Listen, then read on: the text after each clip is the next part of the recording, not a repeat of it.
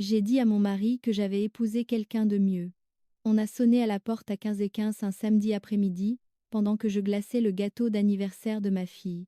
Par la fenêtre de la cuisine, je pouvais le voir debout sous mon porche, plus vieux et plus maigre que dans mes souvenirs, portant une chemise boutonnée froissée qui avait dû coûter cher autrefois, mais qui semblait juste fatiguée maintenant. Mon ex-mari Julian n'avait pas mis les pieds sur ma propriété depuis 8 ans, pas depuis que le divorce avait été prononcé, et qu'il était parti au volant de sa BMW avec Chloé sur le siège passager, tous deux riant de quelque chose dont je ne faisais pas partie.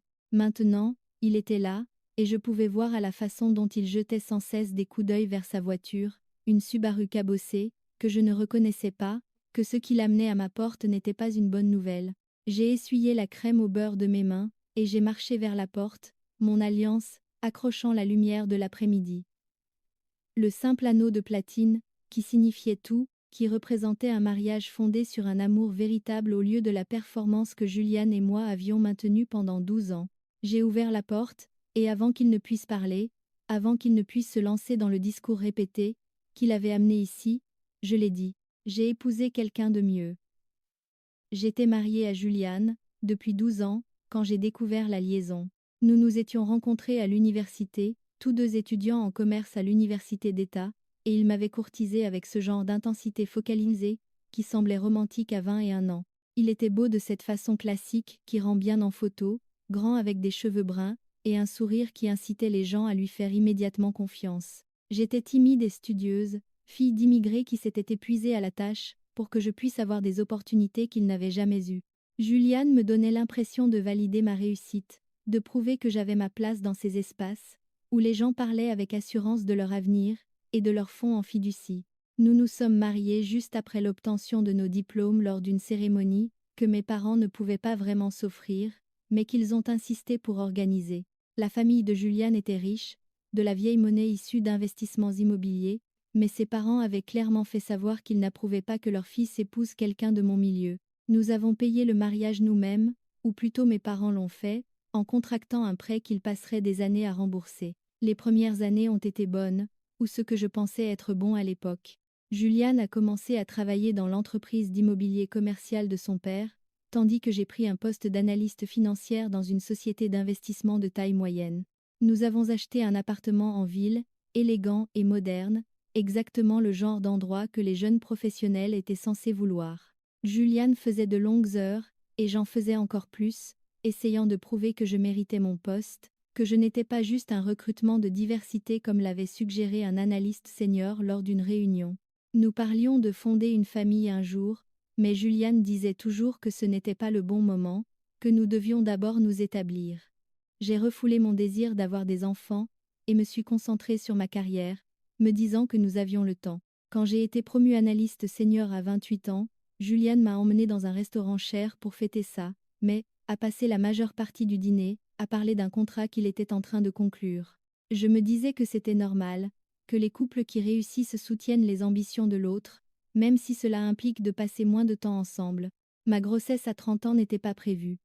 Je l'ai découvert un mercredi matin, fixant le test positif dans notre salle de bain, alors que Julian était déjà au travail. J'étais à la fois terrifiée et excitée, l'appelant immédiatement même, s'il détestait être interrompu, pendant les heures de bureau. Il est rentré tôt, et nous nous sommes assis sur notre canapé de créateur pour discuter de la logistique, comme s'il s'agissait d'une fusion d'entreprise au lieu d'un bébé.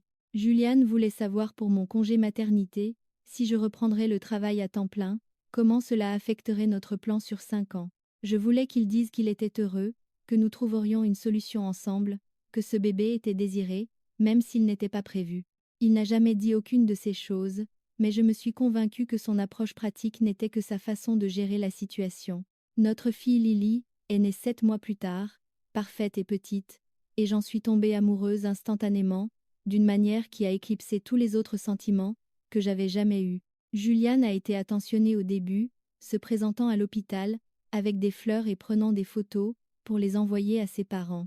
Mais une fois que nous avons ramené Lily à la maison, son intérêt a semblé s'évaporer. Il faisait de plus longues heures, affirmant que le marché immobilier était exigeant et qu'il ne pouvait pas se permettre de ralentir. J'étais en congé maternité, fonctionnant avec 2 heures de sommeil, et essayant de comprendre comment garder un minuscule être humain en vie, pendant que mon corps guérissait et que mes hormones chutaient.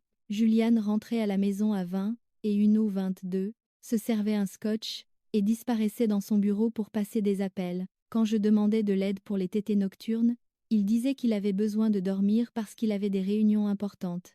Quand je le suppliais de passer une soirée à la maison avec nous, il disait que j'étais déraisonnable, que quelqu'un devait gagner de l'argent pour subvenir aux besoins de notre famille. La critique m'a piqué parce que j'avais toujours contribué à part égale à nos finances, mais maintenant je ne travaillais temporairement pas, et apparemment cela faisait de moi un fardeau. J'ai repris le travail quand Lily avait 3 mois, plutôt que je ne le voulais, mais nous ne pouvions pas nous permettre que je prenne plus de congés sans solde. Nous avons engagé une nounou nommée Grace, qui était chaleureuse et compétente, et coûtait presque autant que mon salaire mensuel net. Je passais 8 heures à analyser des portefeuilles d'investissement et des risques financiers, puis je rentrais à la maison pour tirer mon lait dans notre chambre, pendant que Grace me tendait un bébé grognon et une liste de choses dont nous avions besoin au magasin. Les horaires de Julian se sont encore allongés. Il a commencé à voyager davantage, affirmant qu'il devait visiter des propriétés dans d'autres villes.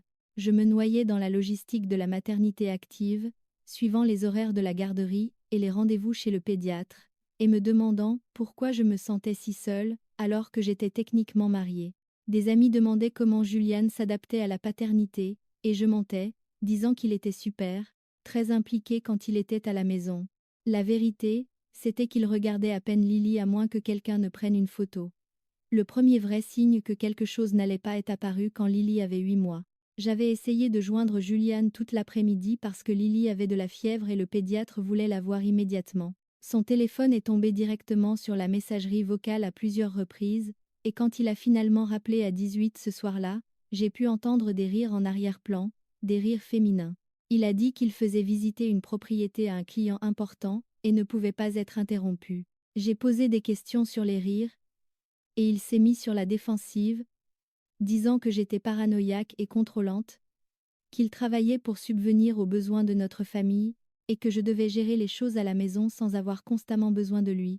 La manipulation psychologique, le gaslighting, a fonctionné. Je me suis excusée de l'avoir dérangé, et j'ai emmené Lily aux urgences seule, ayant l'impression d'échouer à la fois dans mon mariage et dans ma maternité. Cette nuit-là, quand il est rentré en sentant un parfum cher, je me suis convaincue que ce n'était rien, que j'étais folle comme il le disait. Les preuves se sont accumulées lentement au cours de l'année suivante, des SMS nocturnes, qu'il cachait en retournant son téléphone face contre table, des débits inexpliqués sur notre carte de crédit pour des restaurants où je n'étais jamais allée, des week-ends où il devait travailler qui coïncidaient mystérieusement avec des conférences d'affaires dans des stations balnéaires. Je me disais que j'étais paranoïaque, que les agents immobiliers à succès avaient des horaires exigeants, que mon anxiété postpartum me faisait voir des menaces qui n'existaient pas. Ma thérapeute, le docteur Nina Okonkwo, m'a doucement suggéré de faire confiance à mon instinct, que les victimes de manipulation psychologique savaient souvent que quelque chose n'allait pas avant d'avoir des preuves concrètes. Mais je ne voulais pas de preuves. Je voulais le conte de fées auquel j'avais cru à 21 ans quand Julian m'avait dit que j'étais la personne la plus intéressante qu'il ait jamais rencontrée. Alors j'ai trouvé des excuses et me suis concentrée sur Lily, et me suis jetée à corps perdu dans le travail, et j'ai fait semblant de ne pas remarquer comment mon mari était devenu un étranger qui dormait occasionnellement dans notre lit. Tout a volé en éclats un vendredi soir d'octobre alors que Lily avait 2 ans. J'avais quitté le travail tôt pour une fois, rentrant effectivement à la maison à 17h30, et j'ai trouvé la voiture de Juliane dans l'allée, alors qu'elle aurait dû être à son bureau. Je suis entrée dans notre appartement avec Lily sur la hanche, et j'ai entendu de la musique venir de notre chambre. Pas n'importe quelle musique, mais la playlist spécifique que Julian avait créée pour nous, quand nous avions commencé à sortir ensemble, des chansons qui étaient censées signifier quelque chose. Mon estomac s'est noué, mais j'ai continué à marcher, un besoin masochiste me poussant à monter ces escaliers. La porte de la chambre était ouverte. Julian était là avec une femme que je n'avais jamais vue auparavant, tous deux entièrement habillés, mais l'intimité entre eux était indéniable. Ils dansaient un slow dans notre chambre, et il la regardait de la façon dont il me regardait il y a une décennie, comme si elle était la seule personne au monde. Ils ne m'ont pas vue au début. Je me tenais dans l'embrasure de la porte avec Lily qui babillait joyeusement, et j'ai regardé mon mari sourire à cette étrangère avec plus de chaleur qu'il ne m'en avait montré depuis des années. Puis Lily a fait un bruit, et la tête de Julian s'est relevée d'un coup, et son visage est passé par une série d'expressions, le choc, la culpabilité, l'irritation que j'ai interrompue. La femme, jeune et soignée dans des vêtements chers, que je reconnaissais de boutiques que je ne pouvais plus m'offrir, a fait un pas en arrière. Juliane a éteint la musique. Personne n'a parlé pendant ce qui a semblé des heures, mais qui était probablement des secondes. Finalement, j'ai demandé qui elle était. La femme s'est présentée comme Chloé, la petite amie de Juliane, pas la partenaire de liaison, pas une erreur, mais la petite amie, dit avec l'assurance de quelqu'un qui n'avait rien à cacher. Juliane ne l'a pas corrigé ni nié. Il est juste resté là, l'air pris au piège et agacé d'avoir été surpris. J'ai quitté la pièce, j'ai descendu les escaliers avec Lily, et j'ai appelé ma sœur Maya, qui vivait de l'autre côté de la ville. Mes mains tremblaient tellement que je pouvais à peine composer le numéro. Maya a répondu à la deuxième sonnerie, et j'ai dit que j'avais besoin qu'elle vienne me chercher, que je ne pouvais pas conduire. Elle a demandé ce qui s'était passé, et j'ai dit que je venais de découvrir que Juliane me trompait, et que je devais partir avant de faire quelque chose que je regretterais. Elle était là en 20 minutes, me trouvant assise dans ma voiture dans l'allée parce que je ne pouvais pas être dans la maison. Juliane et Chloé étaient toujours à l'intérieur. Maya nous a conduites, Lily et moi, à son appartement, nous a installés sur son canapé, et m'a apporté du thé, que je ne pouvais pas boire, parce que mes mains ne cessaient de trembler. Elle a demandé si j'étais sûre de ce que j'avais vu, et j'ai ri, j'ai vraiment ri, parce que oui, j'étais sûre. Mon mari dansait avec sa petite amie dans notre chambre, sur notre musique, dans la maison, que nous avions construite ensemble. Juliane a appelé 8 fois cette nuit-là. Je n'ai pas répondu. Il s'est présenté à l'appartement de Maya le lendemain matin, et a martelé la porte jusqu'à ce qu'elle menace d'appeler la police. À travers la porte, il criait que nous devions parler, que je faisais un drame, qu'il pouvait s'expliquer. Maya lui a dit de partir, sinon elle mettrait sa menace à exécution. Il est finalement parti et a envoyé un SMS, disant que Chloé était une associée en affaires, et que j'avais mal compris la situation. La manipulation a continué même après avoir été pris la main dans le sac. J'ai rencontré une avocate spécialisée en divorce le lundi matin, une femme nommée Patricia Valdet, qui se spécialisait dans les divorces à forts enjeux financiers, et avait la réputation de protéger agressivement les intérêts de ses clients. Patricia a écouté mon histoire et m'a demandé si j'avais des preuves de la liaison. J'ai dit que je les avais vues ensemble dans notre chambre, mais que je n'avais pas pris de photos. Elle a dit que nous aurions besoin de plus de documentation, que l'infidélité pouvait affecter l'accord de divorce dans notre État, en particulier, les dispositions relatives à la garde. J'ai engagé un détective privé nommé Russell Kim, qui avait travaillé avec Patricia sur des affaires précédentes. Russell était un ancien inspecteur de police avec 30 ans d'expérience, et une attitude calme qui donnait l'impression que discuter de l'infidélité de mon mari était clinique, plutôt que dévastateur. Il a commencé à suivre Juliane immédiatement, et en moins d'une semaine, il avait des photos de Juliane et Chloé ensemble dans des restaurants, des hôtels, à l'appartement d'elle. Russell a documenté leur routine, la façon dont Juliane quittait le travail à 17 et allait directement chez Chloé, y passant des heures avant de rentrer à notre appartement vers 23h. Les photos les montraient se tenant la main, s'embrassant, se regardant avec le genre d'affection qui aurait dû être réservé au mariage. Russell a également découvert que Chloé travaillait dans le cabinet du père de Juliane, qu'ils se voyaient depuis au moins 18 mois, et que Juliane utilisait notre carte de crédit, commune pour payer des cadeaux coûteux, et des voyages pour elle. Patricia a demandé le divorce début novembre, invoquant des différends irréconciliables, et joignant les preuves de la liaison, pour appuyer ma demande de garde principale de Lily, et d'un partage équitable des biens. Juliane a reçu l'assignation à son bureau, et selon Russell, qui se trouvait par hasard à proximité pour documenter autre chose, Juliane était furieux. Il m'a appelé ce soir-là, la voix froide d'une manière que je n'avais jamais entendue auparavant, et a dit que je faisais une énorme erreur. Il a dit que si je poursuivais le divorce, il s'assurait que je n'obtienne rien, que sa famille avait des ressources avec lesquelles je ne pouvais pas rivaliser, et que je regretterais d'avoir essayé de l'humilier publiquement. La menace aurait dû m'effrayer, mais je me sentais juste engourdie. Cet homme que j'avais aimé et avec qui j'avais construit une vie, me menaçait parce que j'osais m'opposer à son infidélité. Je lui ai dit de parler à mon avocate, et j'ai raccroché. La procédure de divorce a été brutale. Juliane a engagé un avocat hors de prix nommé Charles Bennett, qui se spécialisait dans la destruction des parties adverses. Bennett a déposé des requêtes affirmant que j'étais une mère inapte, parce que je faisais de longues heures, et comptait sur des services de garde d'enfants payants.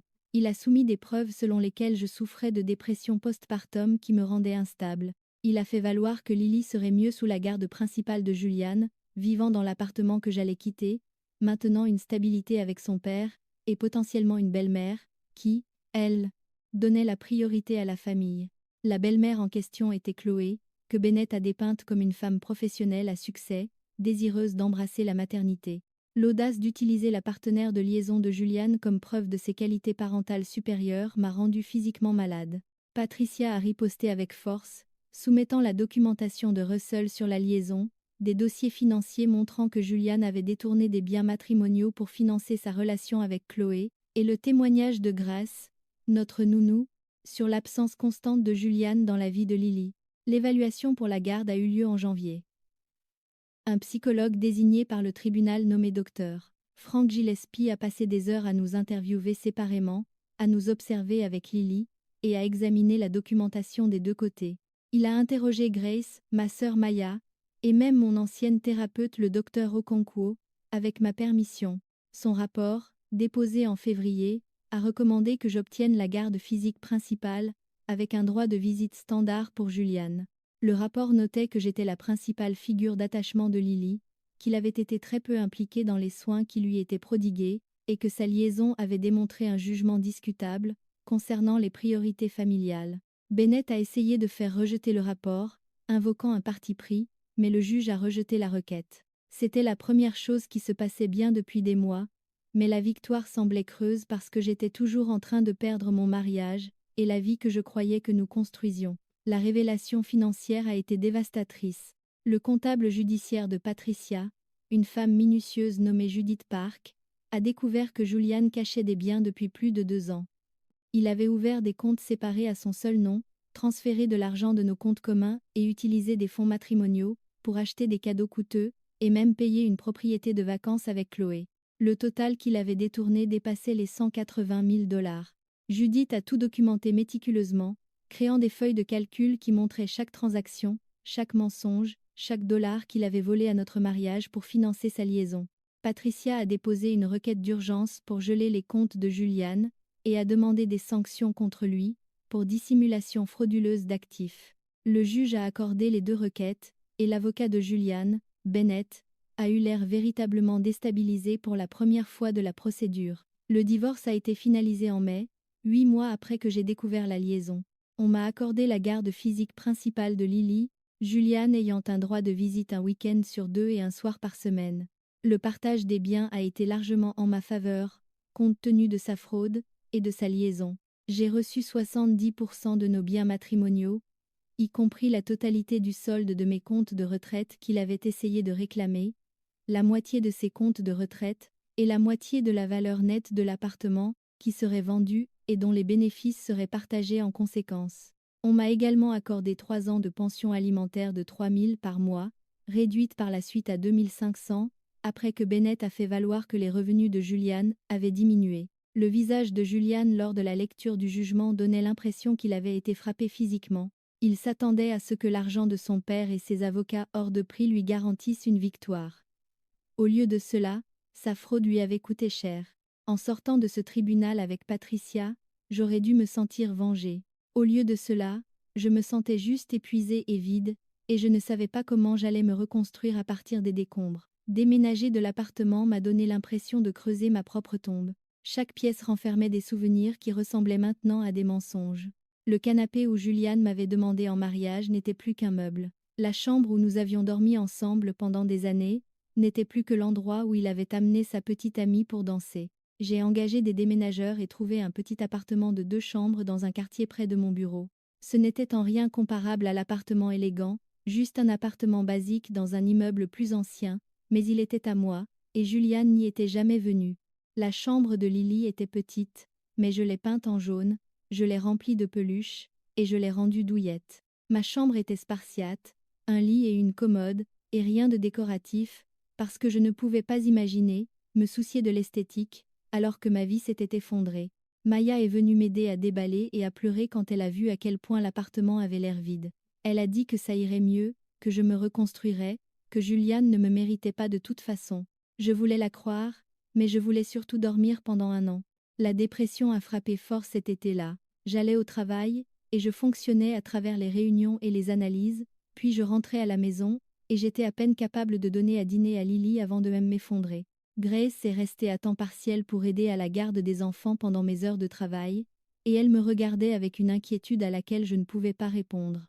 Le docteur Okonkwo a augmenté nos séances de thérapie à 2 fois par semaine et a doucement suggéré que j'envisage des antidépresseurs. J'ai résisté au début, par une croyance tenace, que je devrais être capable de gérer cela sans médicaments, mais en août, je ne pouvais plus sortir du lit le week-end, quand je n'avais pas Lily.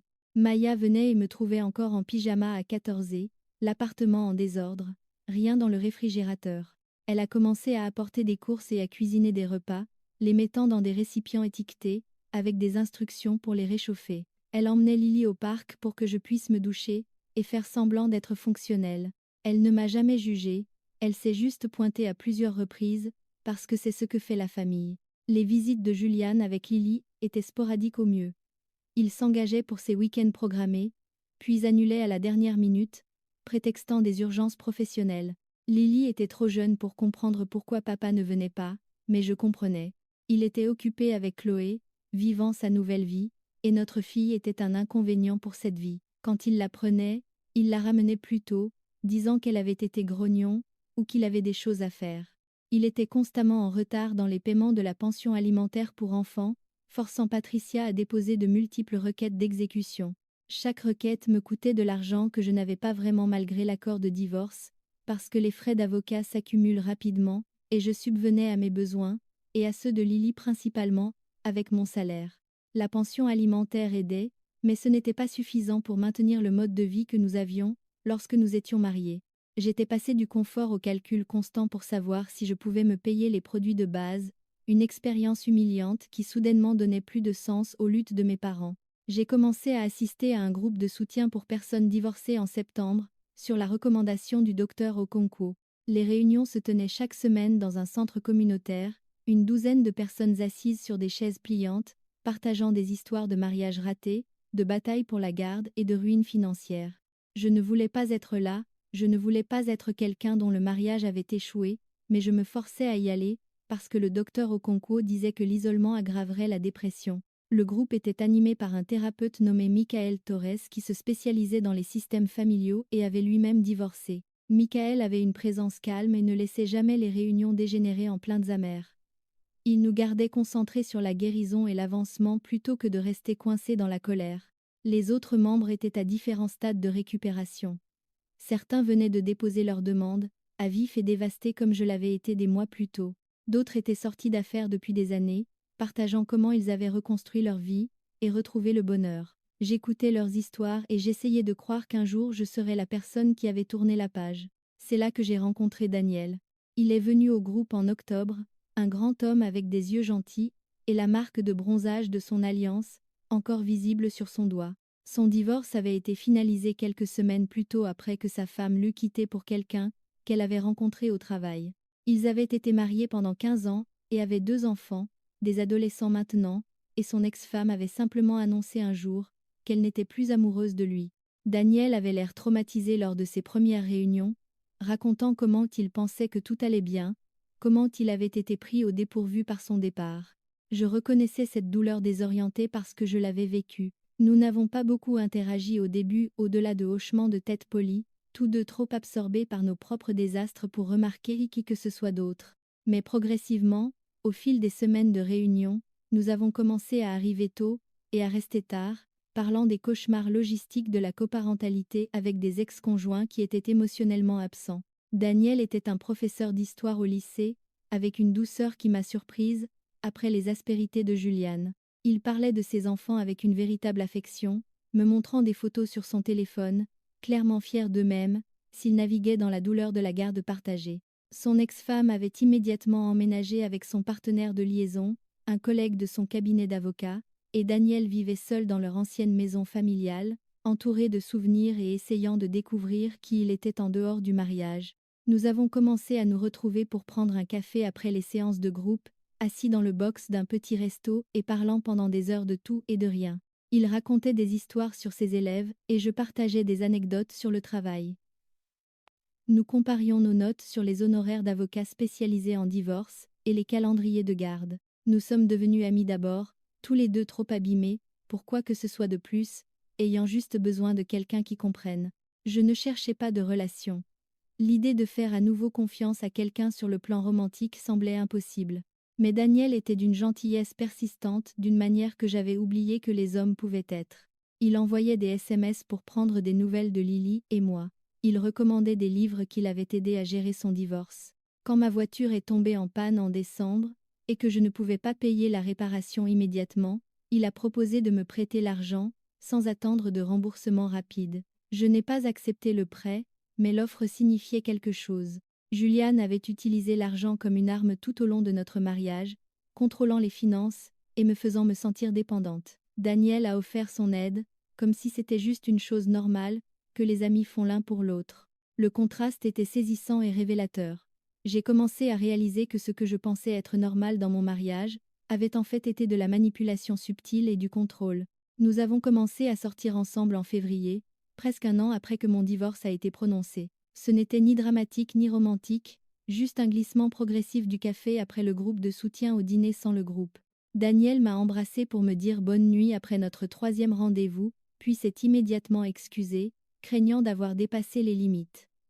J'ai ri, j'ai vraiment ri, parce que Julian n'avait jamais demandé la permission, pour quoi que ce soit. Daniel était si prudent avec moi, vérifiant constamment si j'étais à l'aise, si je voulais ralentir, si tout cela me semblait juste. Sa douceur semblait étrangère, après des années de l'approche égocentrique de Julian dans les relations. Nous avons pris les choses lentement, tous les deux terrifiés à l'idée de commettre les mêmes erreurs qui avaient détruit nos premiers mariages. Il a rencontré Lily pour la première fois en avril dans un parc, ne restant que 20 minutes, et lui apportant un lapin en peluche, qui est devenu son jouet préféré. Il n'a pas essayé d'être son père, juste un adulte gentil qui faisait partie de la vie de maman.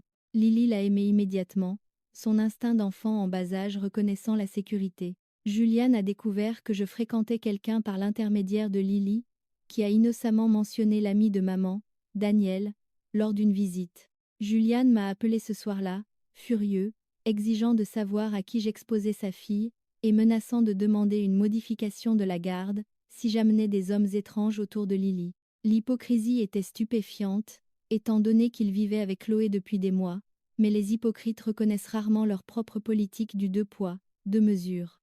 Je lui ai dit calmement que la personne avec qui je sortais ne le regardait pas tant que Lily était en sécurité, ce qui était absolument le cas.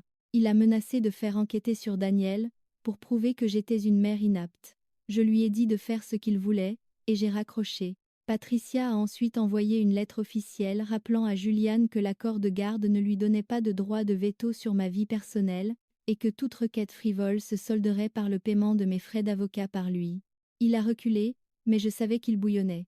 Daniel et moi avons emménagé ensemble après 18 mois de relation, louant une maison en banlieue, avec un jardin où nos 2 enfants pouvaient jouer. Ces adolescents étaient sceptiques au début, protecteurs de leur père et incertains de cette nouvelle configuration familiale.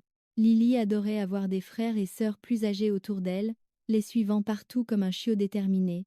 Nous avons uni notre famille lentement et prudemment, organisant des dîners de famille et des soirées-jeux, établissant de nouvelles traditions qui nous appartenaient plutôt qu'à nos anciens mariages. Daniel m'a demandé en mariage dans l'arrière-cour un dimanche après-midi, en présence de nos 3 enfants, un moment simple, qui signifiait tout, parce qu'il n'était pas performatif. Il a demandé si je l'épouserais, et si nous construirions une vraie vie ensemble, une vie basée sur un partenariat réel, plutôt que sur une obligation. J'ai dit oui pendant que Lily applaudissait, et que ses adolescents souriaient prudemment, pleins d'espoir mais sur leur garde. Nous nous sommes mariés au tribunal un vendredi après-midi, avec juste nos enfants, et ma sœur Maya présent. Pas de réception chic, pas de robe chère, juste un engagement légal qui signifiait vraiment quelque chose cette fois-ci. Daniel portait un costume de son placard, et je portais une simple robe bleue, que j'avais achetée en solde. La juge qui nous a mariés, une femme âgée nommée juge Lopez, a dit qu'elle célébrait des mariages depuis 30 ans, et pouvait toujours dire lesquels dureraient. Elle a regardé comment Daniel et moi nous tenions ensemble, sa main dans la mienne, et a dit que nous allions y arriver. J'ai pleuré pendant les vœux, pas de tristesse mais de soulagement d'avoir trouvé quelqu'un qui me choisissait vraiment chaque jour, au lieu de simplement tolérer ma présence. Nous avons dîné dans un restaurant familial après, tous les 5 serrés autour d'une table, et cela semblait plus réel que mon premier mariage avec ses 200 invités, et son repas de traiteur que je ne pouvais pas m'offrir. La vie n'était pas parfaite, mais elle était authentique. Daniel et moi partagions les responsabilités ménagères à parts égales. Il préparait le dîner la plupart du temps, parce qu'il aimait ça, tandis que je gérais les routines du matin, parce que j'étais naturellement une lève-tôt. Nous allions parfois en thérapie ensemble lorsque nous traversions des périodes difficiles, réglant les problèmes au lieu de les laisser s'envenimer. Son ex-femme et Juliane étaient des sources perpétuelles de stress, tous deux difficiles sur les horaires, et essayant constamment de manipuler les situations à leur avantage. Mais nous y faisions face ensemble, présentant un front uni, nous soutenant mutuellement, dans la logistique épuisante de la vie de femme. J'étais passée d'un mariage où je me sentais constamment seule à un partenariat, où quelqu'un assurait vraiment mes arrières. La différence était transformatrice. La vie de Juliane, d'après ce que je pouvais rassembler à travers les commentaires occasionnels de Lily, et les réseaux sociaux, que je n'aurais probablement pas dû consulter, s'effondrait.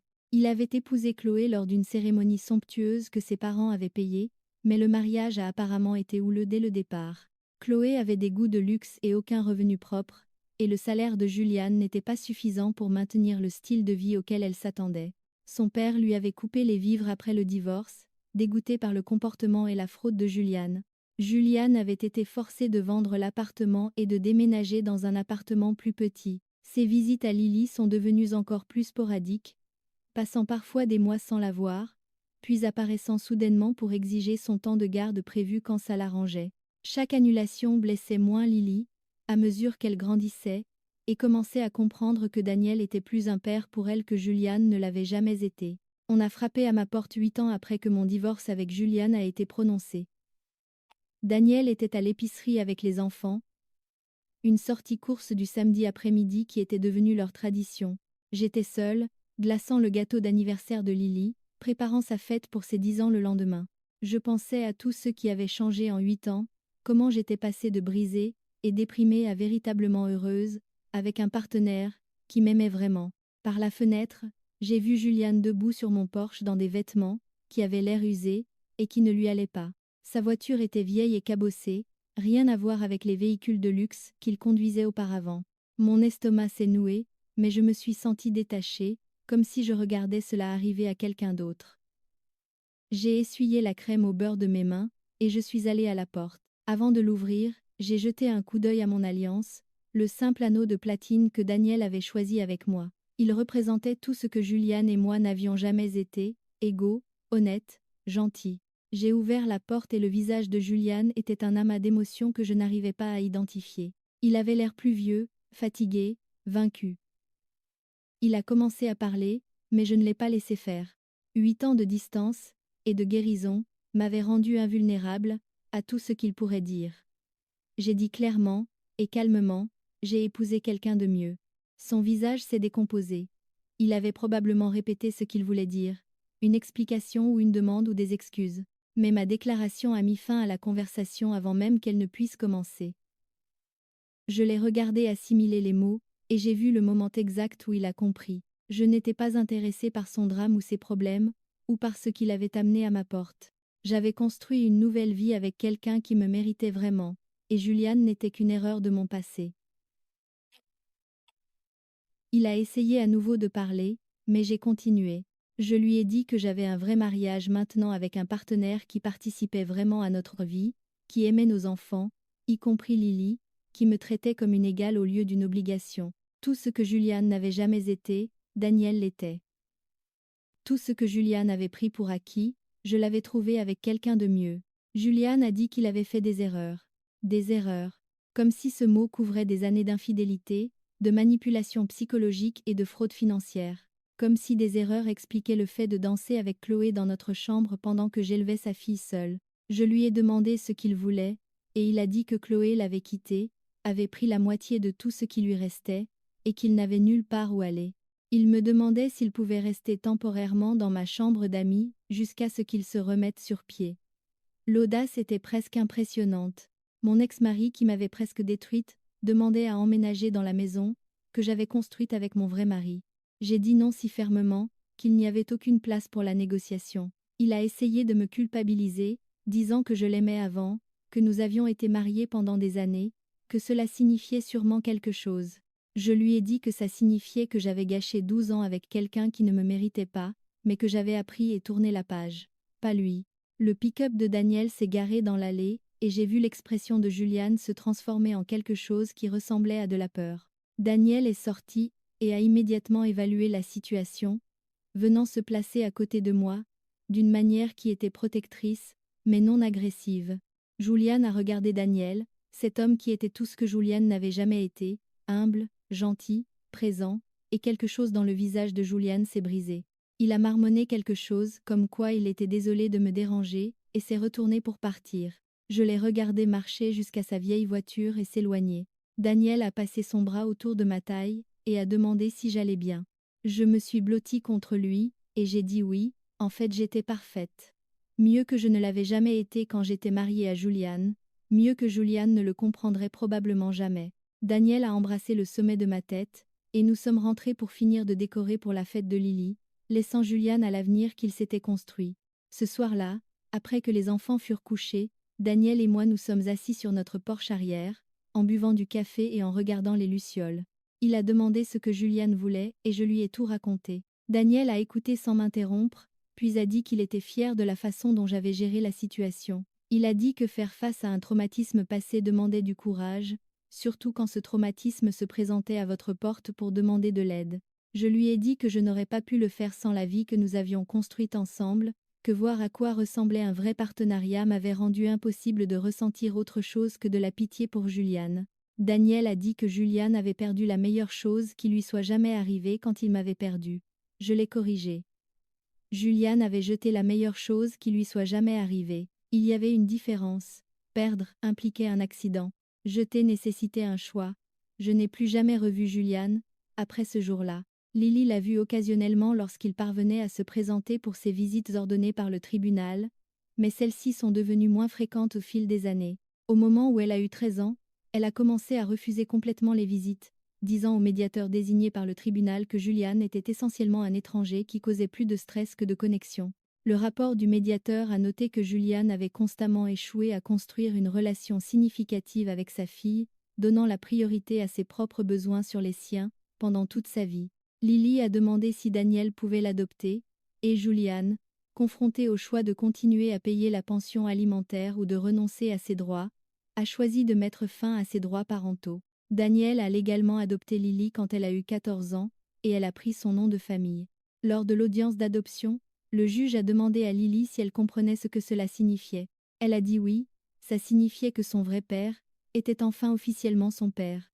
Je pense parfois à cet après-midi, Julian debout sur mon porche, vaincu, et demandant l'aide de quelqu'un qui l'avait presque détruit. Je pense à la facilité avec laquelle j'aurais pu le laisser entrer, retomber dans les vieux schémas, consistant à régler ses problèmes, tout en négligeant mes propres besoins. Mais j'avais passé 8 ans à apprendre que je méritais mieux que des miettes d'affection de la part de quelqu'un qui me considérait comme pratique plutôt que précieuse. J'avais construit une vie avec quelqu'un qui me choisissait chaque jour, non pas parce que j'étais utile, mais parce qu'il m'aimait vraiment. Julian avait été mon premier mariage, ma première grande erreur. Daniel était mon deuxième mariage, ma deuxième chance de faire les choses bien. La différence entre les deux mariages était flagrante.